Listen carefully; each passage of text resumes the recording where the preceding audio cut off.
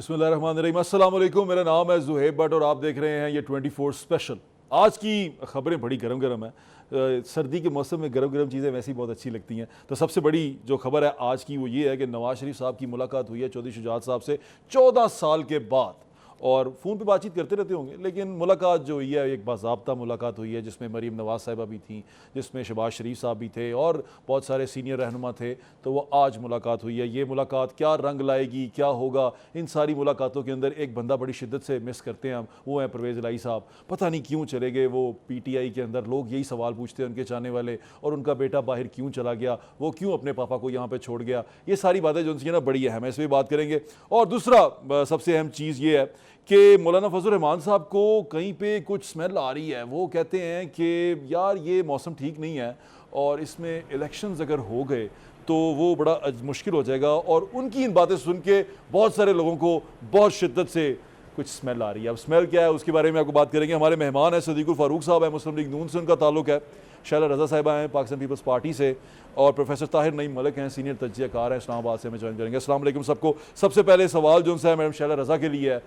शैला साहिबा, वो मौलाना फजल रहमान साहब कहते हैं कि इंतखाबी पुरअमन इंतखाबी माहौल जो उनसे है वो मिलना चाहिए, और ये जो अभी माहौल चल रहा है ये शायद साजगार नहीं है इंतखाबात के लिए। क्या लगता है आपको, क्या कहना चाहते हैं ये?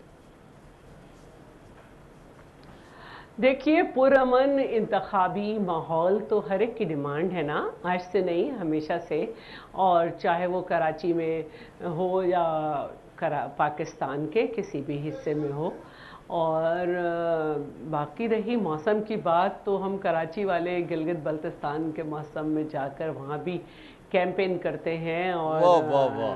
वहाँ पे बड़ी सख्त लेकिन ये मौलाना कहना क्या चाहते हैं वो तो मुझे बता दें जरा। अब ये जो बात है अमन व अमान की, ये तो देनी नेशनल एक्शन प्लान के थ्रू है, और हमारा काम जो है उनकी मामनत जिस तरह से करना है वो यही है कि हम अपने आप को टेरराइज ना हो हम किसी किस्म से, और अपने काम को जारी रखें। बाकी फोर्सेस ने काम करना है, तो इस एक दिन के लिए सबको एक्टिव होकर ही फिर ये काम करना होगा। नहीं, आपको लगता क्या है, मैं ये जानना चाह रहा हूँ। आप बात मेरी गोल कर गई आप।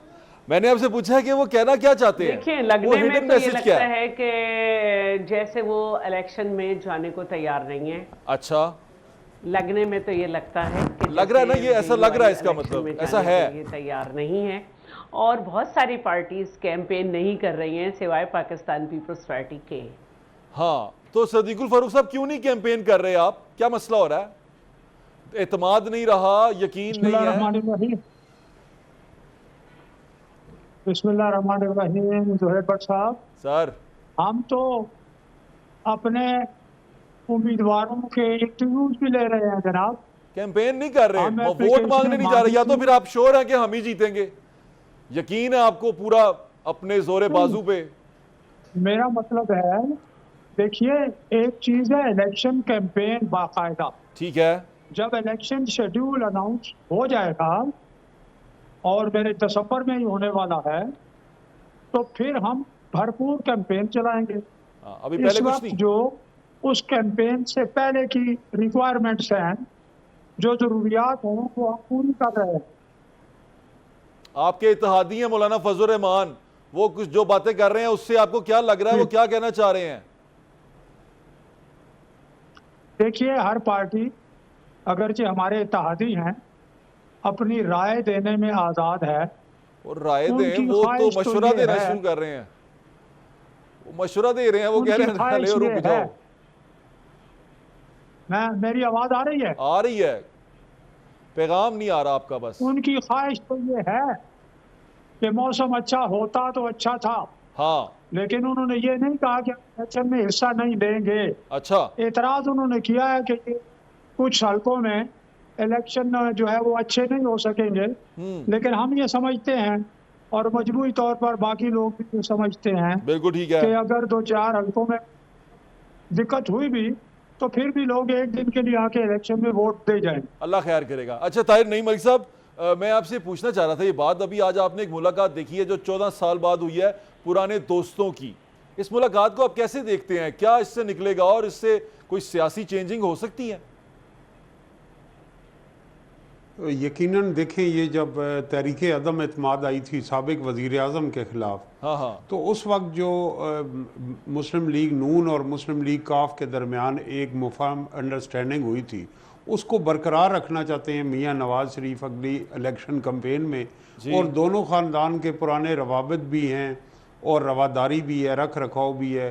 तो इस सिलसिले में एक तो उनकी जो अलालत रही है चौधरी शुजात साहब की, तो मियाँ नवाज शरीफ एक अरसे के बाद पाकिस्तान आए हैं, तो इस दौरान उनका विज़िट था। लेकिन जो सूरत हाल है कि परवेज़ इलाही दूसरी जानिब हैं, मोनिस इलाही मुल्क से बाहर हैं, तो चौधरी ख़ानदान के अंदर एक दरार है और उसके अंदर एक डिवाइड है। उस डिवाइड में उनकी जो एक हिस्सा है जो चौधरी शुजात और उनके बेटे चौधरी सालेक और उनके भाई चौधरी वजात का है, उनका मुमकिना अंडरस्टैंडिंग या सीट टू सीट एडजस्टमेंट या इलेक्टोरल अलायंस एक पंजाब के चंद अजला में मुस्लिम लीग नून के साथ हो सकता है। अच्छा। लेकिन जिस तरह चौधरी परवेज़ इलाही साहब ने स्विच की लॉयल्टी और वो उस तरफ चीफ मिनिस्टर बने, अब वो जेल में और मोनस इलाही जो हैं वो बैरून मुल्क में, तो जो उन्होंने जो ज़िले भी बनाए और तरक्याती प्रोग्राम जारी किए और जो जिस तरह वो जेल काट रहे हैं, तो हमदर्दी का वोट बैंक जो है गुजरात में वो उन्हें मिलेगा। चौधरी शुजात गुजरात की सियासत में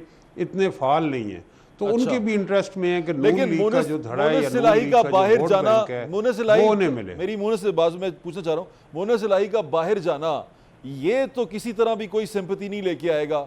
अपने वाले साहब को छोड़ के निकल जाना, ये बातें तो तंग करेंगी। ये बातें तंग करें अगर ये साउथ अफ्रीका हो, नेल्सन मंडेला हो या यहाँ महात्मा गांधी के फॉलोअर हों, इधर तो सारे कंप्रोमाइज़ हैं, कौन यहाँ डटा रहा है। जब वापस आएंगे बयानियाँ बन जाएगा और मीडिया भी उनकी तारीफ़ करेगा। वक्त की बात होती है, जब वो वक्त पे लोग बाहर चले जाते हैं, डील कर लेते हैं, 10-10 साल के मुआहदे करके सऊदी अरब चले जाते हैं, उनकी सियासत को फर्क नहीं पड़ा, तो मोनस इलाही की सियासत को क्या फर्क पड़ेगा। और मुस्लिम लीग का तो मिजाज ही ये है, मुस्लिम लीग ये कहती है कि जान बचाओ, जान की अमान पाऊं तो सदीकुल फारूक साहब हमारे बुजुर्ग हैं। मुस्लिम लीग का मिजाज ही ये है कि शैला मुस्कुरा क्यों रही है, किस बात पे हंसी आई? मुस्लिम लीग का मिजाज है कि होने खबर आई है सिकंदर साडा भाई है। देखिए, मेरी ख्वाहिश होती है कि करंट अफेयर्स के प्रोग्राम को भी मुस्कुरा के किया जाए, वरना फिर बिल्कुल ऐसा की ख्वाहिश होती है कि सियासतदान जो हैं वो आपकी लैंड लाइन भी लगी हुई है, तो बंद करें, एक रेटिंग दें। तो मेरी ख्वाहिश होती है कि अपनी बात को कहने का तरीका अच्छा अपनाया जाए। अच्छा, देखिए, मोनिस इलाही हो या परवेज़ इलाही हो, वैसे ये आपके भी इत्तेहादी है ना शैला रज़ा साहिबा, ये आपके भी इत्तेहादी हैं काफी। पार्टी में जाना जो है पसंद किया जो उन्हें सबसे बड़ा डाकू कहता था, और वो खुद जिसको कहते थे कि नैपियाँ लोग दूसरे बदलते हैं उसमें चले गए, और उस पार्टी को भी सलाम है कि उसने अपना वाइस प्रेसिडेंट बना दिया। तो मैं इनकी सियासत उनके हवाले। असल बात जो है वो ये है कि देखिए, जो नज़र आ रही है बात वो ये नज़र आ रही है कि इस वक्त नून लीग खासी मुश्किल में है, और मैं ये समझती हूँ कि 3 बातें उन्होंने ऐसी मैं इसको जरा रिपीट कर दे, मैं समझ नहीं सका। नून लीग मुश्किल में, नवाज शरीफ अपने हलके में तो नहीं निकले, तो सॉर्ट आउट टिकट मेरी आवाज आ रही है, नॉमिनेशन हो रही है, क्या आप ये कहना चाह रही हैं नून लीग मुश्किल में है? टिकट दिया जाए, लेकिन जो उनकी अपनी पार्टी के मामलात हैं, उनके बहुत सारे लोग मुश्किल वक्त में खड़े रहे, जो छोड़ के गए थे, उनको कहा जाता था कि ये लोटे और इनकी जगह वॉशरूम में होगी, लेकिन अब वो वॉशरूम में वापस आ गए NUPMLN में। और जो उनका एक नज़रियाती साथी था जो नहीं समझता था कि क्यों लीग से मिलना चाहिए, ये वहाँ भी चले गए। और तो ये एक घबराहट का मुकाम तो है कि जिसको हम ये देखते हैं कि बाप पार्टी, जिसके लिए मरियम साहिबा ये कहा करती थी कि ये अपने बाप की मर्ज़ी से बाप पार्टी जो है वो बैठी है पीपल्स पार्टी में, तो अब पता नहीं, ये सवाल तो उठ रहा है कि वो बाप की मर्ज़ी से बैठ रहे हैं या बदतमीज़ होकर खुद ही आ गए। तो ये चीज़ें हैरानकुन हैं कि बजाय इसके कि पूरे पाकिस्तान में कैंपेन की जाए, एक सीट टू सीट एडजस्टमेंट हो रही है। तो ये एक कमजोरी की निशानी तो है, क्योंकि Pakistan backdoor peoples party backdoor तो चैनल्स इस्तेमाल अपने कर रहे हैं, आप मंसूर ये पे कहना चाह रही हैं अपने तौर सदीकुल पे फारूक लड़ा साहब? रही है। मैडम शैला ने कहा कि बैकडोर चैनल्स ज्यादा उस पर आप रिलाई कर रहे हैं बजाय इसके कि सड़क पे जाके कैंपेन करें, और आपको अच्छा लग रहा है कि इसी तरह होएगी बात। इलेक्टेबल्स को अच्छा, इज्जत दो। मैं जोएब साहब पहले तो देखें, मेरे फोन पे एक तो स्काइप है और दूसरी शायद आपकी लैंडलाइन भी चल रही है, उसको काटे ताकि ये क्लियर हो, साफ हो। अच्छा यार करें ना प्रोड्यूसर अच्छा, साहब, लैंडलाइन से बात- नहीं कर रहे हम आपको, आप बात करें। हो जाती हैं छोटी छोटी चीजें, हो जाती हैं लाइव शोज में। तो शायद आज़ाद साहब को मैं सलाम कहता हूँ, हाँ बड़े अरसे के बाद इनकी आवाज़ सुनी है मैंने। माशाल्लाह। पीपल्स पार्टी वाले हमारे वो कह रही हैं कि इलेक्टेबल्स को इज्जत दो, वोट को इज्जत देना कि नहीं देना, इलेक्टेबल्स को इज्जत दो। मैं आज करता हूँ। हाँ जी हाँ जी वही। पीपल्स पार्टी के हमारे बहन भाई जो हैं वो कई बातें कहते हैं। अभी वो ये कह रहे हैं कि नून लीग मुश्किल में है, हाँ हाँ कभी कहते हैं लेवल पे है ही मुस्लिम लीग नून के हक में, कभी वो कहते हैं कुछ नाम देते हैं, फिर कभी भी कुछ मुश्किल नाम में। देते हैं। असल बात यह है फिर भी मुश्किल में कि है। पीपल्स पार्टी का लीग। जो प्रोग्राम था बिलावल भुट्टो जरदारी साहब को वज़ीर आज़म बनाने का, अब हतमी नतीजा तो अल्लाह पाक जानता है, लेकिन जो सामने सामने हकायक हैं, बरसरे ज़मीन जो हकायक हैं, उनमें तो बिलावल साहब का वो प्रोग्राम हो गया फ्लॉप। अब प्रोग्राम उसमें तो वो आए हुए हैं गुस्से फ्लॉप हो में। गया है। अब गुस्से में वो कभी कुछ कहते हैं, कभी कुछ कहते हैं। अच्छा भाई इलेक्शन फ्री एंड फेयर, तारी साहब कहते हैं कि जनाब मुझे इलेक्शन कमीशन पे एतमाद है, ठीक है इलेक्शन फ्री जी जी होंगे, मैं आता हूँ। वक्त पर होंगे। तो भाई ओहो आवाज ही चली गई। बात बड़ी गरम गरम शुरू हो चुकी हुई है और मौसम भी सर्द सर्द हो चुका हुआ है। तो शैला साहबा, वो सदीकुल फारूक साहब फरमा रहे हैं कि वो जो ख्वाब थे वो चकनाचूर हो गए हैं वजीर आजम बनने के, ऐसा हो गया? आपको यकीन हो गया इस बात का? नहीं, इंशाल्लाह वजीर आजम हमारी ही पार्टी से बिलावल वाह। साहब बनेंगे। ख्वाब चकनाचूर तो वाह, वाह। उनके हो रहे हैं जिनको हर सहूलतकारी पहले की तरह है। अच्छा। जब वो 10 साल का मायदा करके गए थे, अपील भी नहीं की थी सजा के बाद, 8 साल बाद जब वापस आए तो उन्हें इफ्तिखार चौधरी ने बुलाया और सहूलतकारी हो गई। तो हम खफा नहीं हैं, हम आज भी हैरान हैं कि वाकई लाडला बदल गया है। एक कन्विक्टेड को प्रोटेक्टेड बेल मिल गई, उसको जो है एम्बेसडर जो है वो आया और यहाँ पे उसको रेड कारपेट मिला। तो हम परेशान नहीं हैं, हम हैरान हैं कि जो है। वोट को इज्जत दो का बयानिया था वो कहाँ चला गया। वोट अच्छा। को इज्जत दो का बयानिया तो पता नहीं कहाँ खो गया। अब तो हो रहा है ताकत से भीग लो, इलेक्टेबल्स को फौकियत दो, मुकदमों को झोंक दो। अच्छा। तो हम हैरान हैं कि सब कुछ बदल गया, लेकिन इनकी तर्ज सियासत नहीं बदल रही। सब हाँ। कुछ सह चुके, मैं- देख चुके हैं। हाँ। देख चुके हैं कि एक लाडले के साथ तमाम कुव्वतें एक पेज पे थी, बिल भी नहीं पास करा सकता था, कुछ भी नहीं हो सका, लेकिन फिर उसी डगर पे हैं। तो हम तो अवाम के सामने खड़े, जब हम अवाम से बात कर रहे हैं तो कह रहे हैं गुस्सा कर रहे हैं। हम तो बात कर रहे हैं अवाम से। Fair enough. अच्छा ताहिर भाई, आपको मेरी आवाज आ रही? जी आ रही है आवाज़। अब आप इस सारी चीज़ को कैसे देख रहे हैं? पहले तो मैं आपसे पूछना चाहता हूं कि ये मौलाना फजलुर रहमान के बयान को आप कैसा देख रहे हैं, क्योंकि इस पे जो बात कर रहे हैं, इसके बारे में जो लोग लिख रहे हैं या उस पे जो कमेंट कर रहे हैं, वो यही कर रहे हैं कि कहीं ये इशारा तो नहीं है, वो इशारा जो हम शायद नहीं देखना चाहते।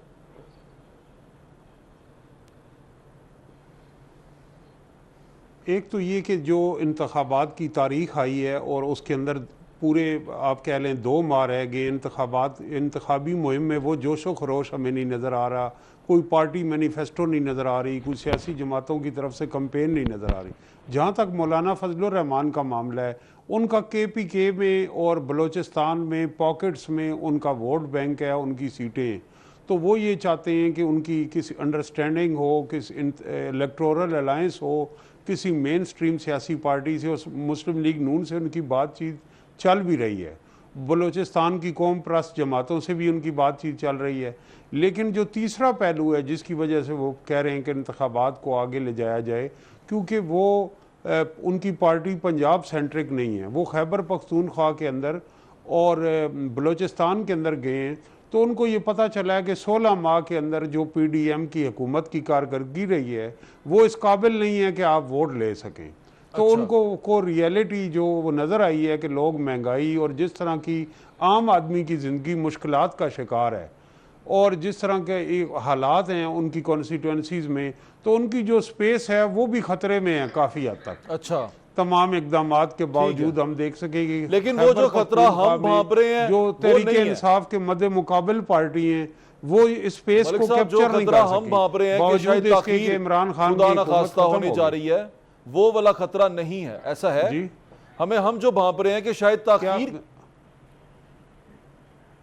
नहीं, ताख़ीर मुमकिन है। उसकी वजह यह है कि ताख़ीर पाकिस्तान की अगर आप तारीख़ देखें तो हमारी तारीख़ भी इन चीज़ों से भरी पड़ी है। वो इंतखाबात की तारीख़ और फिर तारीख़ पे ना होना और फिर सियासी निज़ाम की फसाद को लपेट देना, और अब भी जो 90 डेज़ से तो हम आगे चले गए हैं। तो एक दफ़ा जब आप आगे चले जाएं तो फिर आप ये कोई गारंटी नहीं है, क्योंकि सुप्रीम कोर्ट ने कह चुकी है कि इस पर ज़्यादा गुफ्तगू नहीं करनी। तो हम उम्मीद रखते हैं और हम बड़े होपफुल हैं, हम सारे कि जो hopeful हैं। मौजूदा चीफ जस्टिस हैं वो इसे इंश्योर करेंगे। इंशाल्लाह, लेकिन इंशाल्लाह लोग जी, जब इंशाल्लाह। हम जैसे लोग जो पॉलिटिकल साइंस के या पाकिस्तान की तारीख के तालिब इल्म हैं, हमारे जहन में वैसे ही शकूक व शबात आते रहते हैं, क्योंकि हम अपने पाकिस्तान की तारीख कुछ पढ़ चुके हैं। बिल्कुल ठीक कह रहे हैं आप सदीकुल फारूक साहब। कैंपेन भी नहीं कर रहे, जोशो खरोश भी नजर नहीं आ रहा, कुछ जाप में ना वो नजर नहीं आ रहे इलेक्शन वाली चमक जो मुस्लिम लीग नून के लोगों के चेहरों पे आ जाती थी। बट साहब, टाइम बहुत है, मैं फिर अर्ज करूंगा, 46 दिन की कैंपेन भी इतनी लंबी कैंपेन होती है कि उसको भी पूरे जोर शोर से चलाना मुश्किल हो जाता है। अभी हम आज 2 महीने से ज़्यादा का टाइम बाकी है। इलेक्शन शेड्यूल जब आएगा, मैनिफेस्टोज की कमेटियां बनी हुई हैं, जब इलेक्शन शेड्यूल आएगा मैनिफेस्टो भी लॉन्च होंगे, उस वक्त तक हम टिकट भी फाइनल कर चुके होंगे। लोग अपनी अपनी कॉन्स्टिट्यूंसीज में जो कैंडिडेट्स हैं वो भी सरगर्म हो चुके होंगे। पूरे जोर शोर से इलेक्शन मुहिम आपको नजर आएगी। इस इलेक्शन में candidates सदीकुल फारूक साहब एक और सामने- ज़मनी सवाल भी ले लें। इस इलेक्शन में अपना मद्दे मुकाबिल किसको समझते हैं आप बड़ा, यानी कि जो आपको टक्कर दे सकता है? मेरा ख्याल है कि हम और हमारे अलायंस की टक्कर, हमारे सामने इंशाल्लाह कोई ऐसा, हमें किसी से कोई खतरा नहीं। नहीं नहीं, कोई तो होगा ना जिसको मद्दे मुकाबिल समझ रहे होंगे। पीपल्स पार्टी है, पाकिस्तान तहरीक इंसाफ है, मौलाना फजल रहमान साहब भी होंगे, IPP भी है। पंजाब में पीपल्स पार्टी है नहीं, अच्छा जी, इस्तेकाम पार्टी की कोई कारकर्दगी सामने नहीं है, अच्छा जी, और तहरीक इंसाफ पार्टी है वो छुप यानी कि रहे हैं। कोई मद्दे मुकाबिल ही नहीं है आपके। बस जो कोई कोशिश करेगा लड़ेगा, लेकिन हम नहीं समझते कि हमारे कॉन्फिडेंस, मुकाबले आई में लाइक योर कॉन्फिडेंस। कोई मतलब है। मैम शैला, आप दे किसको सकता है। मद्दे मुकाबिल समझती हैं अपना इस इलेक्शन के अंदर? पीपल्स पार्टी का मद्दे मुकाबिल कौन है जो बड़ा तगड़ा? हर वो पार्टी जो अपने नज़रियात के साथ खड़ी होगी, हम समझते हैं हमारी मद्दे मुकाबिल होगी। माशाल्लाह, ये अच्छा जवाब था, वेरी नाइस। ये ठीक कहा आपने। ताहिर नईम मलिक साहब, उन्होंने बड़ा इंटेलिजेंटली प्ले कर दिया। मैं ये पूछना चाह रहा हूँ कि ये सियासत के अंदर IPP को कहाँ खड़ा देख रहे हैं आप अभी मौजूदा सियासत के अंदर पाकिस्तान की? क्योंकि मुझे देखिए, थोड़ा मैं थोड़ा लगता है समझता कि हूं वो कि कोई कुछ चीज़ें सरप्राइज दे देंगे। कुछ चीज़ें कुदरत ने अभी तक अपने हाथ में रखी हुई हैं। अच्छा जी, और उसमें एक चीज़ ये है कि एक सियासी पार्टी का जो जन्म होता है हाँ। वो ऑर्गेनिक तरीके से होता है, इनऑर्गेनिक तरीके से नहीं होता। अच्छा। किसी 5 स्टार होटल में आप सियासी पार्टी को जन्म उसका कर सकते हैं इफ्तिताह, लेकिन अवाम के गली कूचों में, खेतों खलियानों में उस कर पार्टी रहे का हैं। जन्म लेना जो है वो इख्तियार में नहीं है। तो IPPs के अंदर इलेक्टेबल्स हैं, उसके यार ऐसे ना करें, तहरीक इंसाफ भी सीनियर ड्राइंग रूम से शुरू हुई सियासतदान हैं। थी, वो देखे ना क्या फैली, जी। फिर इतना फैली कि उन रोक दे पे ने। जी ऐसे ही है, सियासी जमातों ने ऐसी इब्तिदा की है। लेकिन देखें, वो अगर मियाँ नवाज शरीफ की हम बात करें तो उन्होंने इसहाक खान के ख़िलाफ़ जो स्टैंड लिया, सदर इसहाक खान के ख़िलाफ़ कि डिक्टेशन नहीं लूँगा, 1993 में वो उनका पहला लम्हा था कि मुस्लिम लीग से उन्होंने मुज़ामती सियासत की इब्तिदा की। इसी तरह जुल्फ़कार अली भुट्टो ने अयूब खान की काबीना से इस्तीफ़ा दिया। तो इक़्तिदार की गोद में सियासी पार्टियां जन्म नहीं लेती। IPP का फ्यूचर क्या देखते हैं आप? शख्सियात हैं अलीम खान साहब और जहांगीर तरीन साहब तहरीके इंसाफ की टिकट पे सीट हार चुके हैं। अच्छा, लेकिन ये एक फैक्ट है कि मतलब वो लाहौर से हार चुके तो हैं थे ना, अलीम वो खान MP तो गुज़श्ता थे। इंतखाब में, और जहांगीर तरीन जो है वो लोधरा से हार चुके हैं तहरीके इंसाफ की टिकट पे। मैम शैला, मुझे 30 सेकंड में बताइएगा, मैं ब्रेक की तरफ जाना है। मैं आपसे पूछना चाह रहा हूं, आप IPP पार्टी का कैसे देखती हैं? उसको मद्दे मुकाबले है आपके? हाल ही कुछ नहीं है तो क्या करूं। हाँ, क्या नहीं है? आइए पकोड़े पकाएं।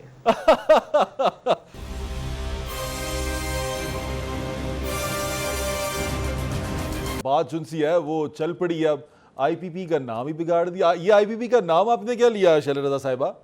आए पकोड़े पकाएं?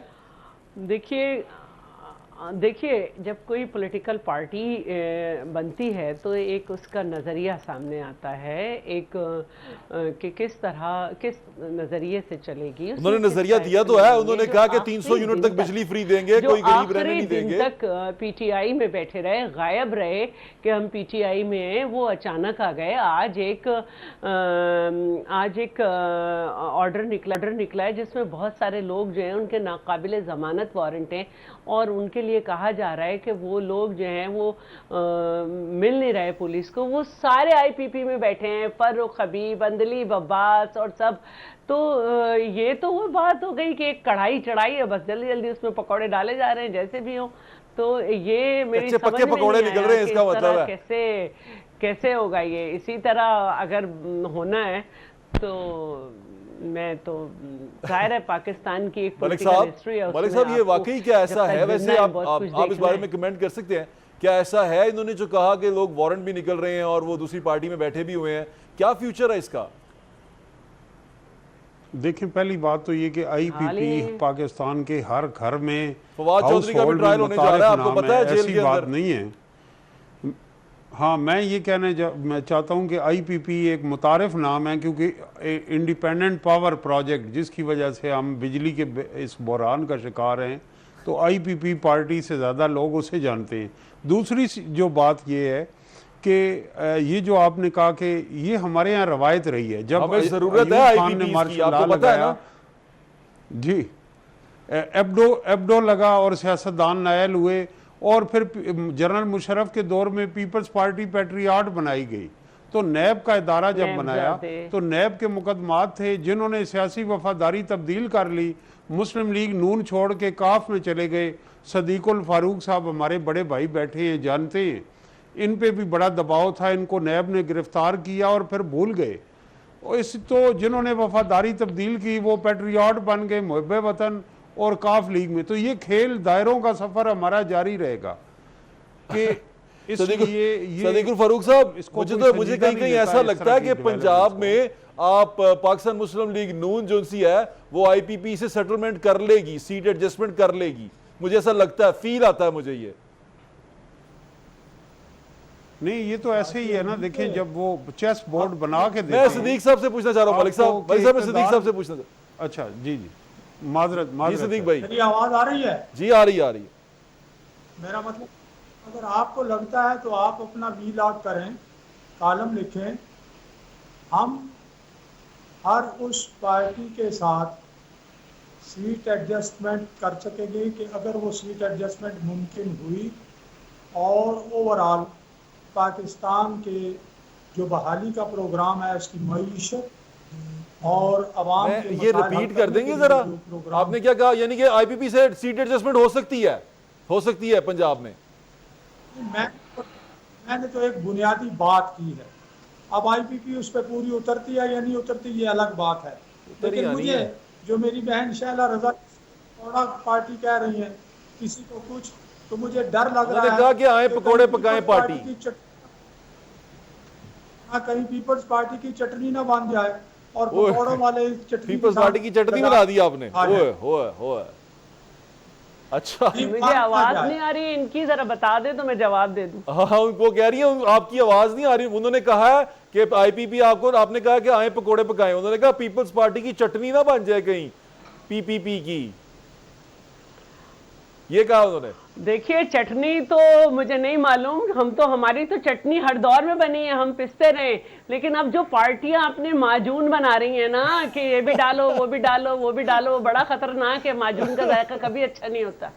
हाँ जी, वो क्या आपने सुन लिया या रिपीट करूं? माजून तो कई बीमारियों का इलाज होती है, जायका कभी अच्छा नहीं होता। लोग थूक देते हैं, उनसे थूक देते हैं। थूक दे। सदीकुल फारूक साहब, अब क्या करना है आपने? चटनी पुराने खानी है? हकीम जो थे ना वो खत्म हो गए, अब जो है एलोपैथी का जमाना है। सदीकुल फारूक साहब, चटनी खानी है या माजून? जाली हकीम है मोस्टली, नीम हकीम, खतरा है जान। मैंने ये बात कही, सियासत में हमें हर माजून की जरूरत है, हर कारकुन को ये मजाक उड़ाना, ये नाम धरना, ये अच्छी चीजें नहीं है। नहीं, उन्होंने एक सरसरी बात की है। आप उस बात को सुने तो सही। उन्होंने जो कहा है वो कह रही है कि ये पार्टी जो सी है ये पावर पॉलिटिक्स के अंदर आई है, और उन्होंने कहा कि इसमें सब लोग आ गए हैं। तो उन्होंने एग्जांपल दिया है कि पकोड़े जिस तरह बनते हैं, कच्चे पक्के पकोड़े, उसी तरह बनाए जा रहे हैं, आए पकोड़े पकाए, इस तरह कहा उन्होंने। तेल गरम है, डालते रहो। हाँ, एग्जाम्पल है, घोल घोल के। कह रहा हूं, देखिए एक बात है, जी एक बात ये है, मुल्क की बड़ी सियासी पार्टियों ने, मुस्लिम लीग नून ने, पाकिस्तान पीपल्स पार्टी ने, बाकी पार्टियों ने जो सियासत से गंद निकाल के शाइस्तगी की तरफ आए, बेशक, और MRD और ARD और ये बनाई और फिर चार्टर ऑफ डेमोक्रेसी किया, बदकिस्मती से ये इमरान खान को एक प्रोजेक्ट के तौर पे सामने ला के बड़ा नुकसान पहुंचाया गया उस सारी शाइस्तगी और सारी उस अच्छी यानी सियासत को। अब मेरे सवाल मैंने आपसे ये किया था सदीकुल फारूक साहब, मैं ये आपसे जानना चाह रहा था कि सीट एडजस्टमेंट पॉसिबल है। मैं सिर्फ ये जानना चाहता, आपने उसका बताया पॉसिबल है आपकी पंजाब में सीट एडजस्टमेंट IPP के साथ? नहीं, मैंने ये कहा, उसका जवाब दिया कि अगर इस समेत कोई पार्टी हमारे उस कौमी प्रोग्राम और एजेंडे पर पूरी उतरती है और ख्वाहिश भी है और इम्कान भी है कि कहीं हमारा कैंडिडेट कमजोर है, तो फिर हो सकता है। क्या बात, हो सकता है मतलब है, यानी मैंने सारी सामने रखे। अच्छा, हाँ, अगर वो इस पे पूरा उतरी तो हो सकता है, बिल्कुल ठीक है। मैम शैला, आपने पंजाब में किसी से के साथ सीट एडजस्टमेंट करने का सोचा है? क्योंकि पंजाब भी अब बिलावल भुट्टो जरदारी साहब भी आएंगे, सब लोग यहाँ पर आएंगे, तो एक बड़ा मैदान है, क्या करेंगे आप यहाँ पे? अच्छा देखिए, पाकिस्तान पीपल्स पार्टी अपनी आइडियोलॉजी पे लड़ती है, लेकिन नहीं, क्योंकि IPP के जो अंदर लोग गए हैं, आप चाहते थे कि वो आपके पास आए, का काम है, आप चाहते थे ना कि वो आपके पास आए, तो आप उनके साथ सीट एडजस्टमेंट कर लेंगे? पता नहीं, मैंने कहा कि पाकिस्तान पीपल्स पार्टी जीतने के बाद वर्किंग रिलेशनशिप बनाती है इलेक्शन के बाद। अच्छा, और इलेक्शन अपनी आइडियोलॉजी पे लड़ती है, यानी कि सीट एडजस्टमेंट का कोई चक्कर नहीं है। जी सदीक भाई, कुछ कहना चाह रहे हैं आप? अभी तक तो नहीं है, क्योंकि देखिए हम जब बलोचिस्तान गए तो लोग हमारी पार्टी में शामिल हुए हैं, हमने इलेक्शन इत्तेहाद नहीं बनाया है। अच्छा जी, सदीक भाई क्या कहेंगे? अपने एतमाद पे मैं ये कह रहा हूँ कि बस हम सब के सामने पाकिस्तान का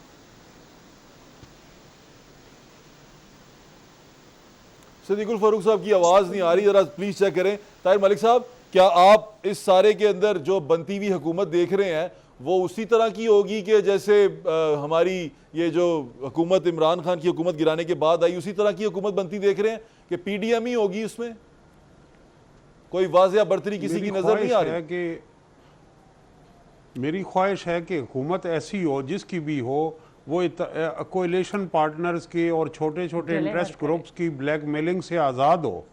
अच्छा। और ताकि वो अपना जो भी मैंडेट है और जो भी उनका विजन है, मंशूर है, उसके मुकाबले में उसके उसके मुताबिक उन्हें फ्री हैंड मिल सके।